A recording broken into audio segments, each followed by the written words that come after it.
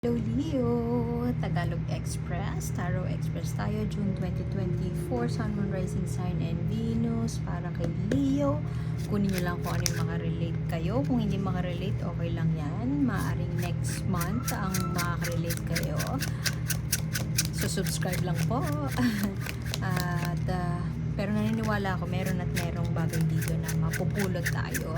Whether sa oracle card na nasa dulo or ayun yung kanina. Oracle card na nasa dulo or in the middle of the reading. At pwede nyo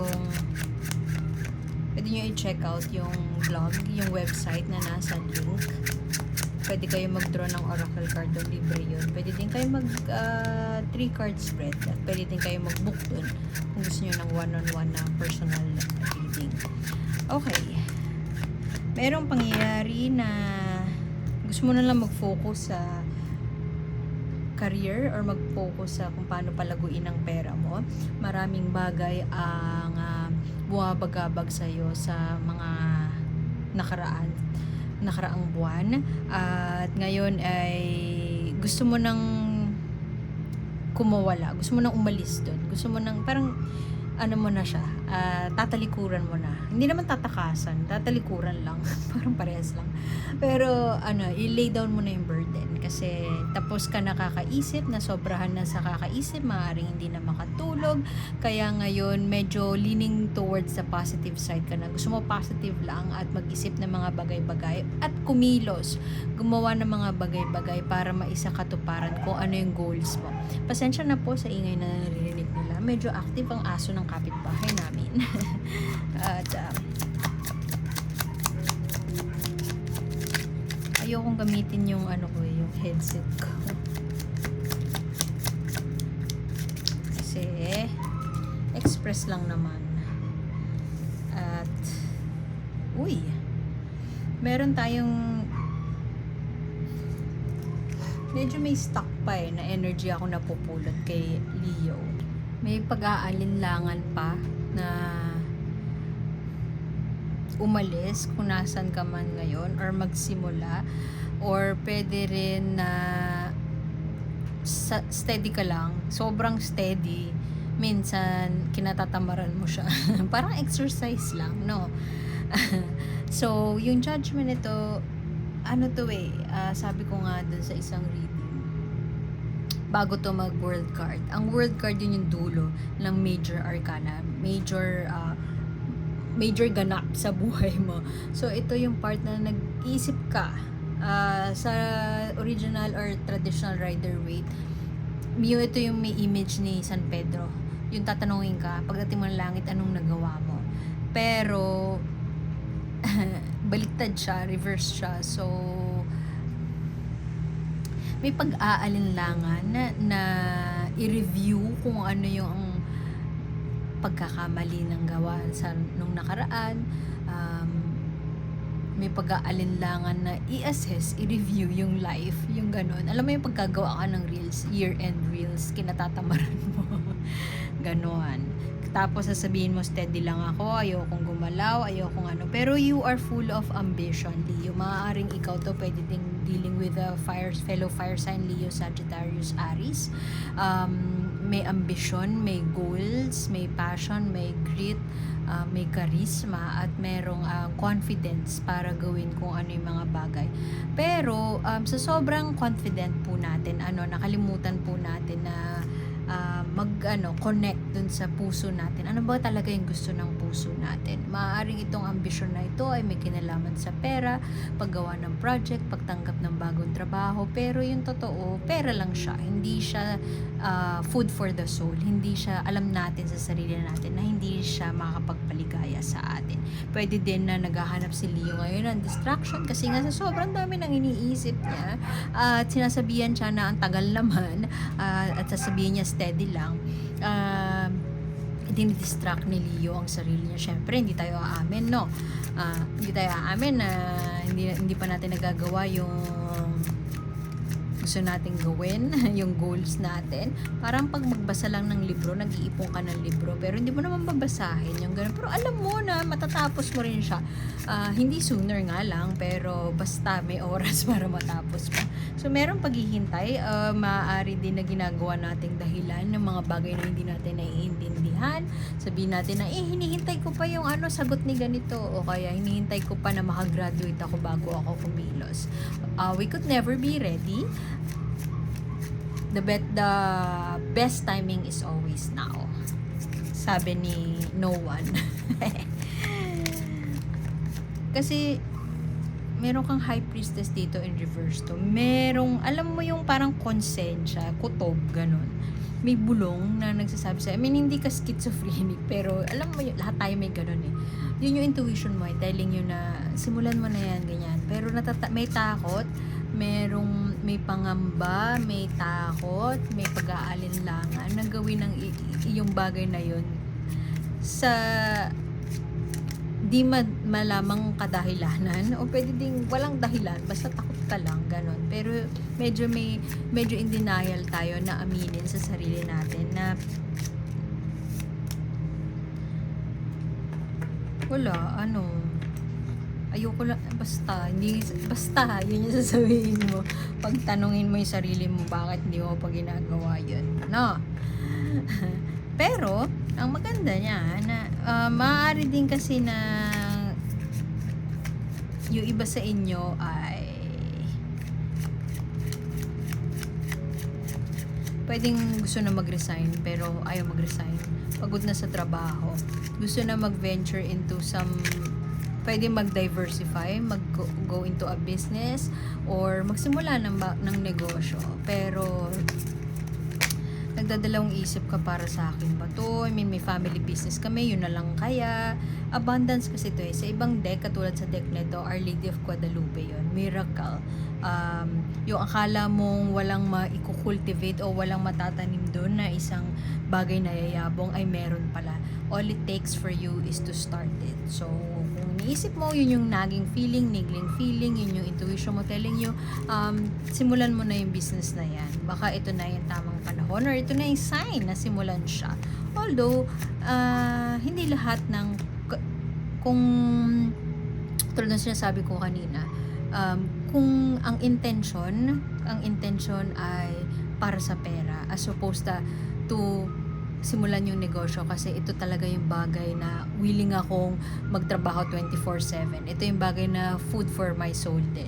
Kung hindi siya food for your soul at isang bagay lang siya na ang intention mo ay para lang kumita ng malaki, maaaring mali tayo. You're barking up the wrong tree. So, ibig sabihin nun, maaaring hindi talaga siya para sa atin. Pero kasi hindi naman ang business ay para sa lahat ng tao. Just because maraming businessman na mayaman, it doesn't mean na kahit sino ay pwede na at kaya na at masusustain na ang business. Kasi matrabaho din siya. So, kung hindi tayo handa doon, I mean, you can never be ready nga eh. Hindi tayo handa doon sa mga risks involved, hindi calculated the risks, maaaring mag-fail din siya. Pero don't take it as a no. I mean, baka lalo mong hindi gawa ng action. Kung pagod ka na sa trabaho mo at meron kang option, pasalamat tayo na meron pa rin tayong option. Like, may option tayo na magtayo ng negosyo, kasi yung iba wala talagang option. So, pwede rin na ka ngayon, may repression, self-restraint, pinipigilan yung sarili, pwedeng imposter syndrome, feeling mo hindi ka good enough para magsimula ng ganong bagay, feeling mo hindi ka worthy kung ikaw yung aalis, napaka-ingrata mo naman na ikaw na nga yung ganito, tapos ikaw pa yung aalis, ang kapal na mukha mo, yung ganon.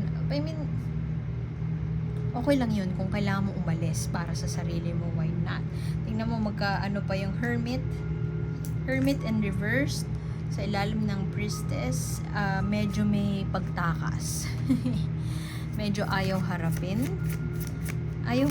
meron kang, yun nga, pag-aalinlangan, distraction, dinidistract mo yung sarili mo sa mga importanteng bagay. I mean, pagod ka na, gusto mo nang i-lay yung burden down, pero ayaw mo namang kumilos. Siguro, merong mga bagay na takot ka sa bashers, pwedeng ganun, or pwede din may bashers ka talaga. Pwede din na yung grupo na inopenan mo nung ambition mo or yung goal mo ay hindi sila supportive dun sa goal. So, hindi mo alam kung aalis ka ba sa trabaho o lalayasan mo yung mga kaibigan mo, papalit ka ng mga kaibigan o ano. Pero, mukhang merong tao dito na potential for a business partnership.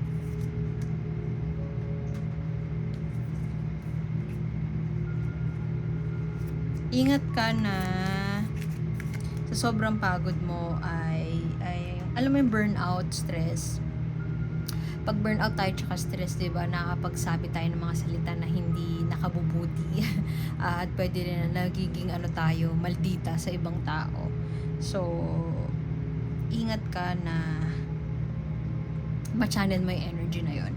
Pero merong isang tao dito, kaibigan mo siguro to, pwede din na ikaw, very empathetic, receptive, at very in touch sa emotions.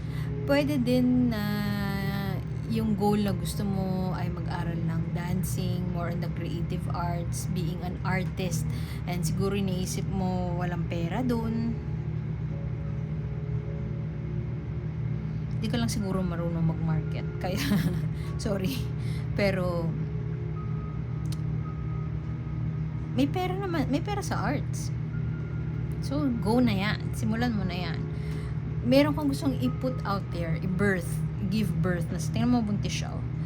If this is not about parenthood, new parenthood, parang hindi. Meron kang ipapanganak na idea na medyo may pag-aalinlangan na ilabas siya. Siguro kasi walang support from friends, or siguro merong maraming mambubudol, maraming namamagod sa'yo, meron kang ibang distractions, may trabaho pa, may iba pang inaasikaso. Pero alam mo sa sarili mo na gusto mo nang gawin to. Meron pang hindi klarong mga bagay sa'yo at gusto mong liwanagin, gusto mong magdasal, tanungin si God, bakit ganito, bakit ganyan, bakit ito binibigay mo sa akin, or bakit kailan ko malalaman yung sagot. Meron kang gustong ilabas out there, at the same time meron ka ding mga katanungan na hindi mo alam pa yung sagot. At maaaring yung mga tao sa paligid mo ang makakapatulong sa'yo na mabigyan ka ng sagot. Merong specifically feminine figure. Pwede kasing nanay mo to, pwedeng best friend mo, somebody na mas matanda sa'yo. Water sign siya, Scorpio, Cancer, Pisces. Sila magiging mag-i-impluwensya sa'yo para, or mag-motivate, mag-iengganyo, magsusuporta sa'yo, kasi andyan sila para lang makinig sa'yo. Hanapin mo yung tao na yon. Pwede din kasing ikaw yan, channeling with your inner emotions, channeling your inner strength para simulan, mag-take action. Practice makes progress, basta simulan mo lang. Doesn't matter kung gaano ka kabilis or kabagal, basta simulan mo lang. Kasi merong bagay na gusto nang ibigay sa iyo ni universe, ang bagong kabanata. Pero medyo may pa tayo, may wait lang, ganun ka. Wait lang. Pero the signs are screaming around you na go mo na yan. Make it happen.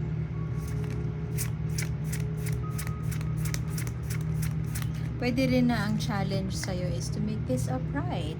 Seek for enlightenment, contemplate. Kung gustong lumayo ay relax o mag-isip-isip, pero wag mag-shutdown sa communication at i-restrain ng sarili to a point na isolated ka na.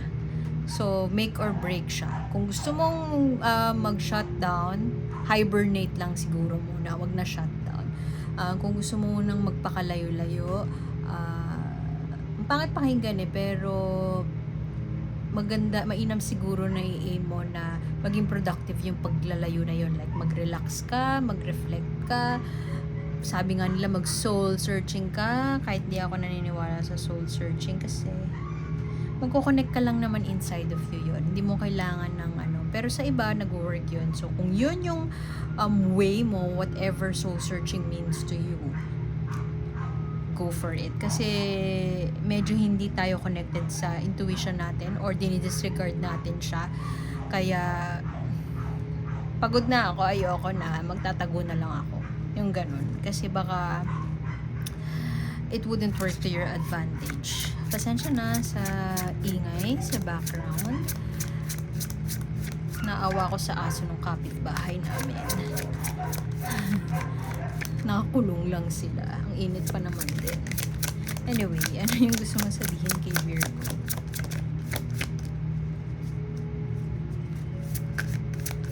Mensahe para kay Virgo. Pwede nyong puntahan yung vlog. Ililink ko siya sa description box. Yung vlog ko na yun, pwede kayo mag-shuffle ng 3 card spread. Pwedeng kumuha ng oracle card, balikan nyo lang daily. Karma. Anong ginawa mo, Virgo? Anyway, ewan ko kung alam niyo yung konsepto ng chaos theory or butterfly effect. Siguro narinig niyo na yun. Kung ano man yung kung ano man yung kinilos mo ngayon, may epekto yun somewhere down the road. Sa ibang term yun, karma, ang ibig sabihin yan. Ano yung maaaring yung time na mag-hibernate tayo, ay isipin natin ano yung mga nagawa natin nung mga nakaraan, saan tayo nagkamali, para magre-reverse engineer. Sabi nga ni Jay Shetty, reverse engineer mo ano yung mga bagay na ginawa mo dati na naging successful ka. So, yung mga na-identify mo na successful ka, ano yung mga ginawa mo para maging successful ka? At the same time, ano yung mga bagay na nagkamali tayo? So, ano yung mga ingredients nun para magkamali. So, hindi mo nagagawin yon. So, yun yung parang taking the lessons with you. Ang pwede din ang ibig sabihin nito, the future looks good from here. So, positive. Look into the future with a positive. Ang pangit pakinggan kasi parang gasgas na yung positive lang. Pero it works eh. Maniwala tayo o hindi, it works. Kasi ma-attract mo lang yung positive kapag yung mind mo, sinanel mo or inutakan mo yung utak mo na positive lang yung isipan. I swear. Pero kung hindi tayo naniniwala dun, okay lang. So kung meron tayong nagawang pagkakamali, maaaring ito ay sign na tayo ay humingi ng kapatawaran. At kung meron tayong nagawang tama, magpasalamat tayo na nagawa natin yan. So kung meron man tayong kinatatakutan or alinlangan, ito rin ay sign na magmatapang at harapin ito sa deck na to kasi siya para siyang pambata yung images, pero yung medyo dark yung niya, yung ibig sabihin niya. So yung rabbit portrayed as some parang elephant in the room. So paano mo haharapin yun? Are you distracting yourself way too much na kailangan mo nang face the music, be brave and face the music, at harapin na yung rabbit, harapin na yung elephant in the room, harapin na yung that very thing na nagpapabigat sa kalooban mo. At yon ang main message ng judgment dito. So iwan ko na yun doon. Salamat at like, share, subscribe, and I hope to see you next time. Ako po si A, and see you soon. Bye-bye. Bye.